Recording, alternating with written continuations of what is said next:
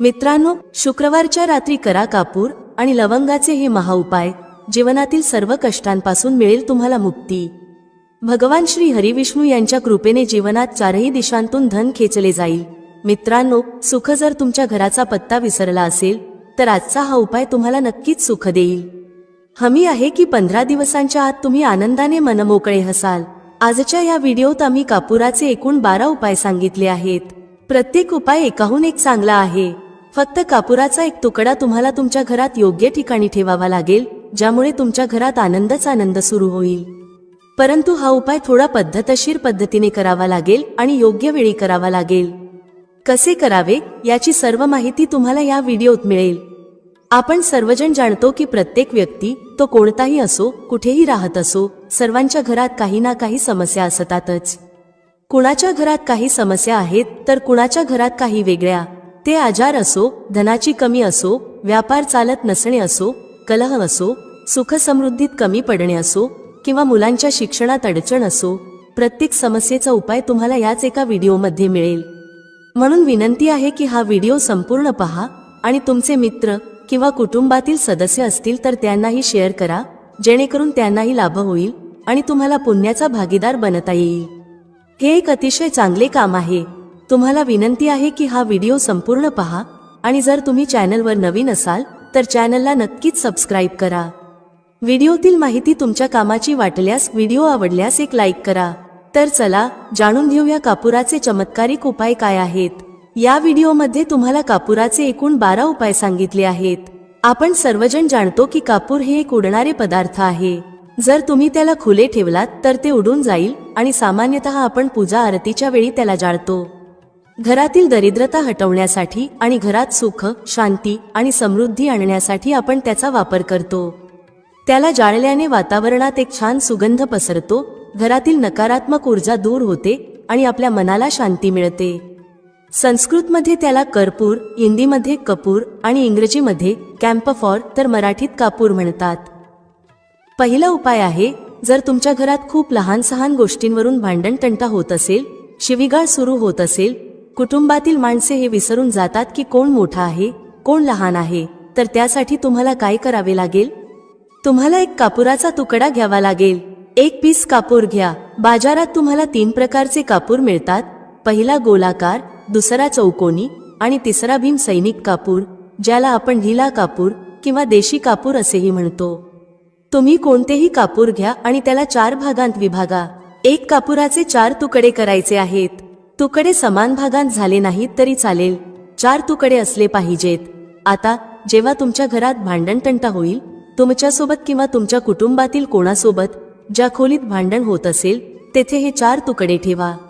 उदाहरणार्थ, जर तुमच्या बेडरूममध्ये भांडण होत असेल तर त्या खोलीच्या 4ही कोपऱ्यांमध्ये 4 तुकडे ठेवा. थोडे संयम ठेवा, भांडण संपेल. ठीक आहे, तर तुम्ही हे ठेवलं आहे. आता तुम्हाला हे अगदी निरुपयोगी वाटेल की हे कापुराचे तुकडे 4 भागांत करून ठेवल्याने आपल्या घराचे वाद कसे थांबू शकतात. पण असे म्हणतात की साधारण दिसणारा उपाय सुद्धा खूप प्रभावी ठरू शकतो. फक्त एक कापुराचे 4 तुकडे करून ठेवण्याने आपल्या घरातील कलह शांत होऊ शकतो, भांडण थांबू शकते आणि हा एक अत्यंत प्रभावी उपाय आहे. हा उपाय खूप वेगाने काम करतो. जेव्हा कधी तुमच्या घरात भांडण होईल, तुम्हाला फक्त हेच करायचे आहे. काहीच दिवसांत तुमच्या घराचे वातावरण शांत होईल. घराच्या 4ही कोपऱ्यात एक एक तुकडा ठेवावा. जो कुणी तुमच्या घरातील रागीट व्यक्ती असेल, जो तुमच्या घरात भांडण करतो, तुम्ही पाहाल की 15 दिवसांच्या आत त्याचे मानसिक संतुलन योग्य होईल आणि तो कधीही भांडण करू इच्छित नसेल. कुटुंबातील कोणत्याही सदस्याशी जर तो भांडण करत असेल तर आता तो भांडण नाही करणार. हो, त्याला पूर्णपणे बदलण्यासाठी थोडा वेळ लागेल, परंतु तुम्ही हा उपाय करून बघा, तुमच्या घराचे वातावरण शांत होईल. आता दुसरा उपाय आहे, जर तुमचे दुकान आहे आणि त्यावर ग्राहक कमी होत चालले आहेत, तुमच्या कामात प्रगती होत नाही किंवा तुम्ही नोकरी करता आणि त्यात प्रगती होत नाही किंवा नोकरीच्या शोधात आहात. ती नोकरी प्रायव्हेट असो किंवा सरकारी, नोकरी म्हणजे नोकरी ज्यामुळे आपला घरखर्च चालतो. कामधंदा असो किंवा नोकरी, त्यासाठी हा उपाय खूप कामाचा आहे. जर घरात सुख, शांती आणि समृद्धीची कमतरता असेल, घरात पैसे साठत नसतील, उत्पन्न मर्यादित असेल आणि खर्च जास्त असेल, तर तुम्हाला काय करायचे आहे? तुम्हाला एक काचेची कटोरी घ्यावी लागेल.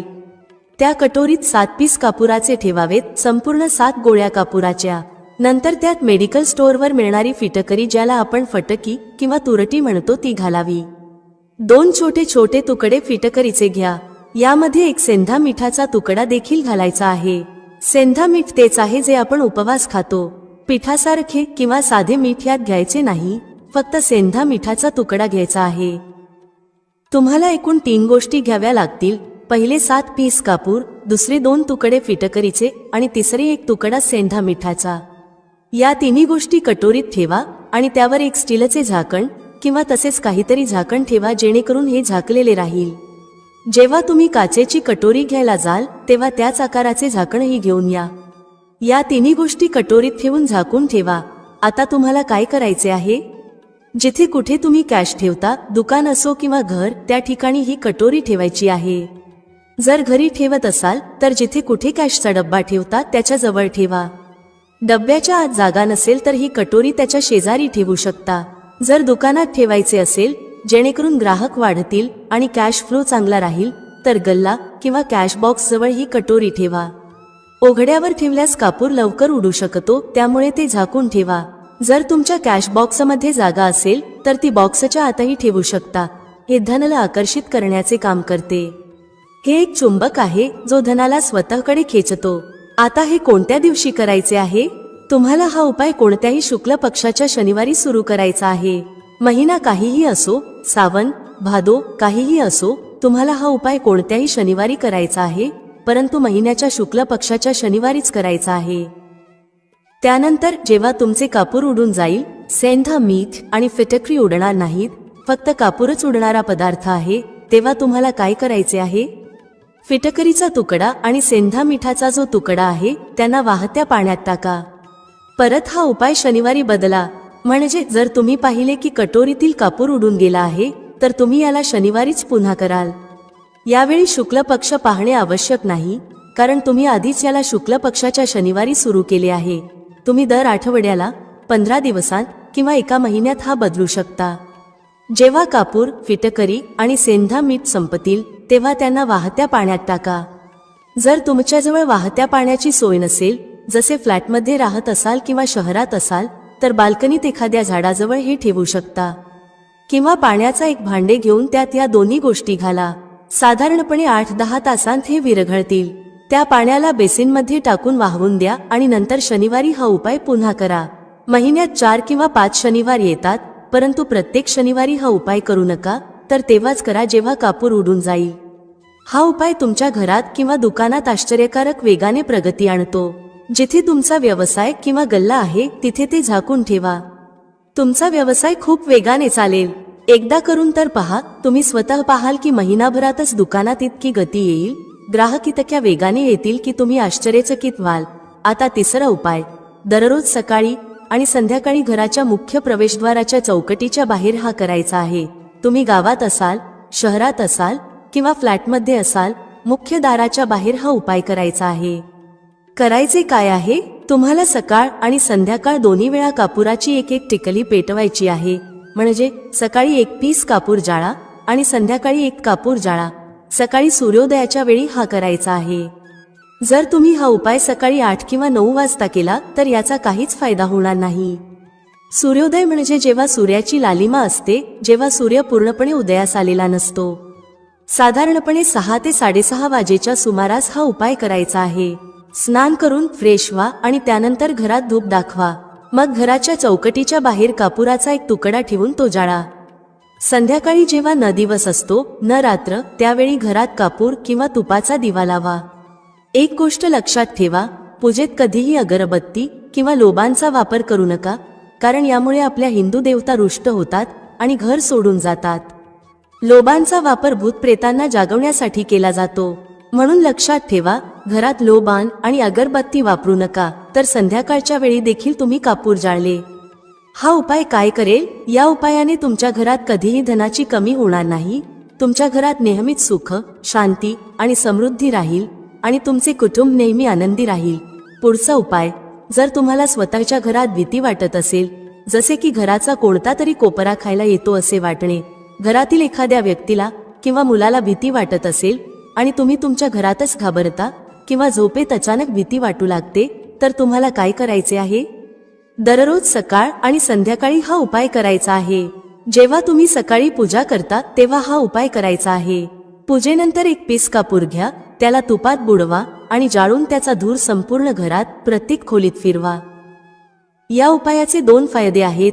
पहिले, तुमच्या घरातील नकारात्मक ऊर्जा बाहेर जाईल आणि दुसरे, रोज कापुराची आरती संपूर्ण घरात दाखवल्याने घरात देवी देवतांचा वास राहील आणि तुमच्या घरावर नेहमीच भगवंताचा आशीर्वाद राहील.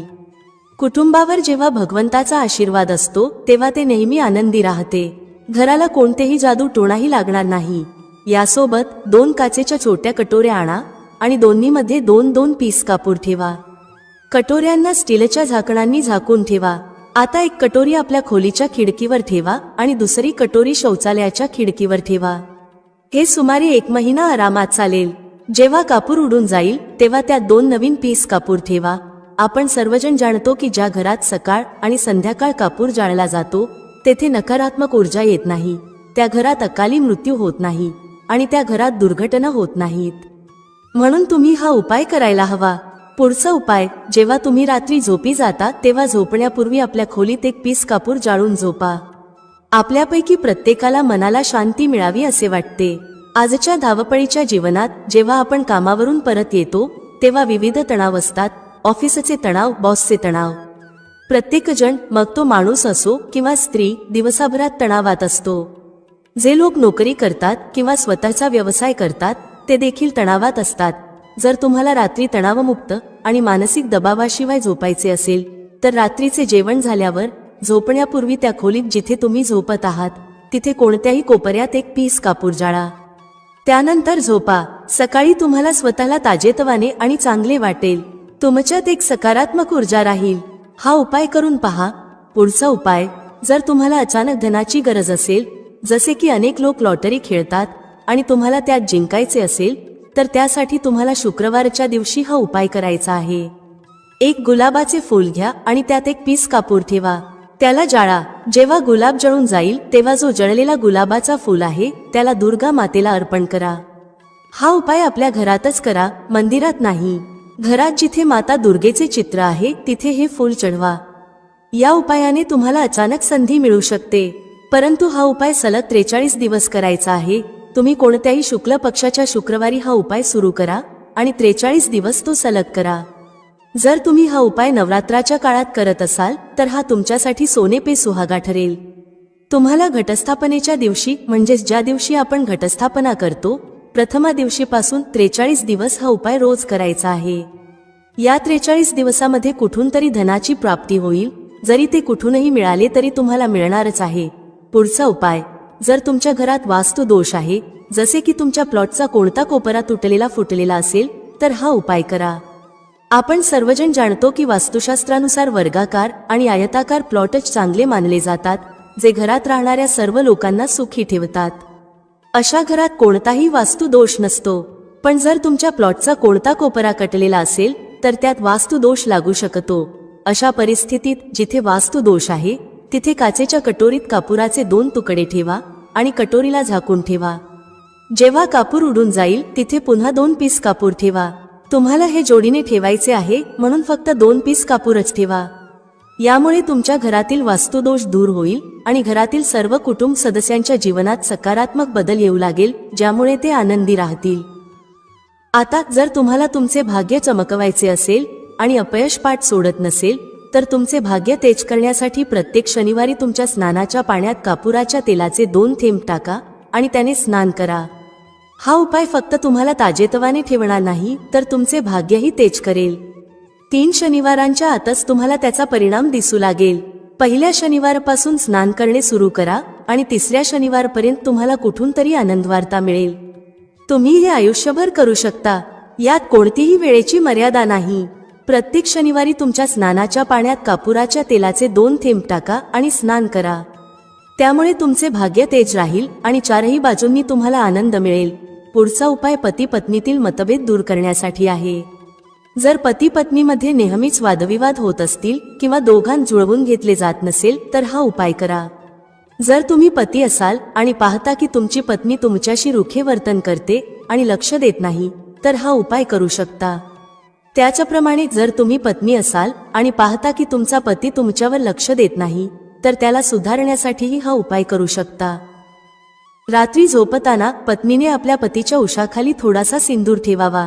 हा सिंदूर तोच असावा जो पत्नी तिच्या कपाळाला लावते. एक चिमूट सिंदूर घेऊन कागदाची छोटी पुडिया तयार करा आणि ती पतीच्या उशाखाली ठेवा. हा उपाय पत्नीने करायचा आहे आपल्या पतीला सुधारण्यासाठी. सकाळी उठल्यानंतर त्या पुडियाला घराच्या बाहेर कोणत्याही मंदिरात किंवा झाडाच्या खाली ठेवा. हा उपाय 7 दिवस सतत करायचा आहे. याला कोणत्याही दिवशी सुरू करू शकता. जर तुम्ही पती असाल आणि तुम्हाला तुमची पत्नी सुधारायची असेल, तर तुम्ही तुमच्या पत्नीच्या उशाखाली 2 पीस कापूर ठेवा. 2 कापूर घ्या आणि ते पत्नीच्या उशाखाली ठेवा.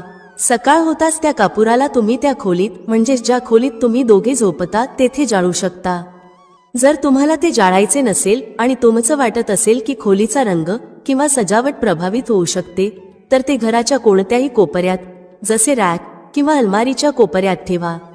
फक्त हा उपाय 7 दिवस करायचा आहे. 7 दिवस म्हणजे 14 कापुराचा वापर करावा लागेल, जो तुमच्या खोलीच्या कोणत्या तरी कोपऱ्यात ठेवला जाईल. 7 दिवसातच पती पत्नीच्या मतभेदांमध्ये सुधारणा होईल आणि त्यांच्यात प्रेम टिकून राहील. तर तुम्ही पती असाल किंवा पत्नी, हा उपाय खूपच चमत्कारिक आहे. एकदा करून नक्कीच बघा. यासोबतच अजून एक उपाय जाणून घ्या. तुमच्या घराच्या बेडरूममध्ये पश्चिम दिशेच्या भिंतीवर भगवान श्री हरी विष्णू यांचे एक चित्र लावा. ते चित्र ज्यात माता लक्ष्मी आपल्या पती श्री हरी विष्णूचे पाय दबवताना दाखवली आहे. फक्त हे पश्चिम दिशेच्या भिंतीवर लावा आणि रोज धूप दाखवा. 7 दिवसांत जर पती पत्नीचे प्रेम वाढले नाही, तर तुम्ही मला सांगा. आता पुढचा उपाय धनवान होण्यासाठी आहे.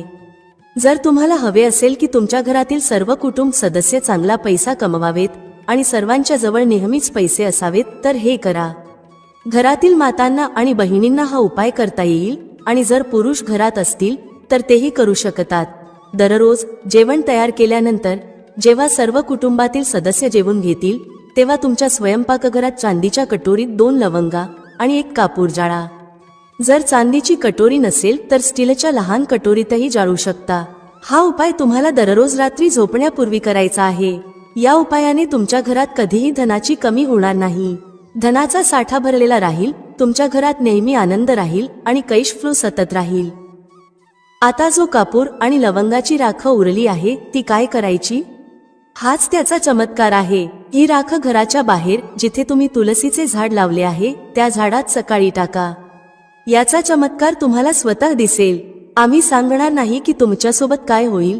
तुम्ही स्वतः अनुभवाल की अचानक पैसा कुठून येतो आहे आणि घरात एवढ्या आनंदाच्या गोष्टी कुठून येत आहेत.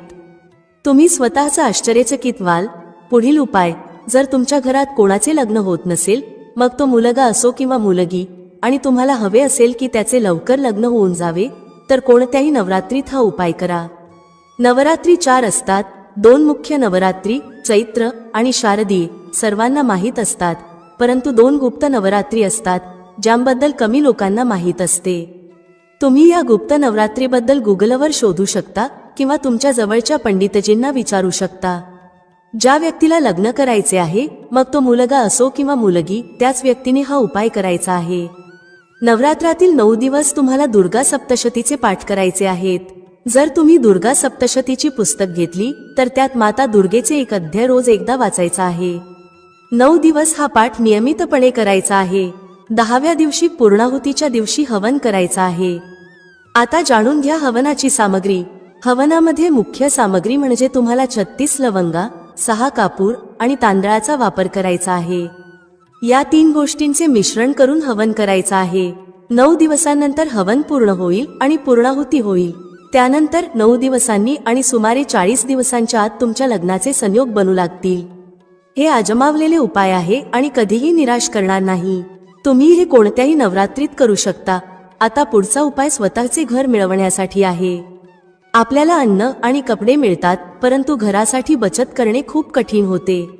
जर तुम्ही भाड्याच्या घरात राहत असाल, तर मनात नेहमीच ही इच्छा राहते की आपले स्वतःचे घर असते तर किती बरे झाले असते, जरी ते छोटे का असेना.